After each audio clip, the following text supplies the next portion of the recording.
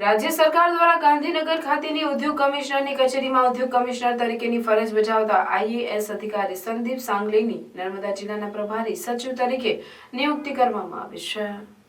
ગાંધીનગર ખાતેની ઉદ્યોગ કમિશનરની કચેરીમાં ઉદ્યોગ કમિશનર તરીકે ફરજ બજાવતા સંદીપ સાંગલે ભરૂચ અને નર્મદા જિલ્લાના કલેક્ટર તરીકેની અગાઉ પોતાની ફરજ બજાવી ચૂક્યા છે। નર્મદા જિલ્લાની તમામ પરિસ્થિતિ, નર્મદા જિલ્લાની સમસ્યાઓ જેમ કે શૈક્ષણિક સમસ્યા, આરોગ્યલક્ષી સમસ્યા, રોજગારીની સમસ્યા જેવી તમામ સમસ્યાઓથી વાકેફ હોય તેઓના બહોળા અનુભવનો લાભ નર્મદા જિલ્લાવાસીઓને મળશે। નર્મદા જિલ્લાના અધિકારીઓ સાથે સંકલન સાધી તેઓ જિલ્લાની સમસ્યાઓને હલ કરવામાં અગ્રેસર ભૂમિકા ભજવે એવો આશાવાદ પણ નર્મદા જિલ્લાવાસીઓ તેમની પાસે સેવી રહ્યા છે। ગુજરાતના કેડરના આઈએએસ અધિકારી સંદીપ સાંગલે નર્મદા જિલ્લા કલેક્ટરની ફરજ બજાવ્યા બાદ ભરૂચ જિલ્લા કલેક્ટર તરીકે પણ ફરજ બજાવી ચૂક્યા છે। ભરૂચથી પાલનપુર કલેક્ટર તરીકે, અમદાવાદ કલેક્ટર તરીકે તેમજ ગાંધીનગર મ્યુનિસિપલ કમિશનર તરીકેની પણ ફરજ બજાવી ચૂક્યા છે અને હાલ તેઓ ગાંધીનગર ખાતે ઉદ્યોગ કમિશનર તરીકેની સેવા બજાવી રહ્યા છે।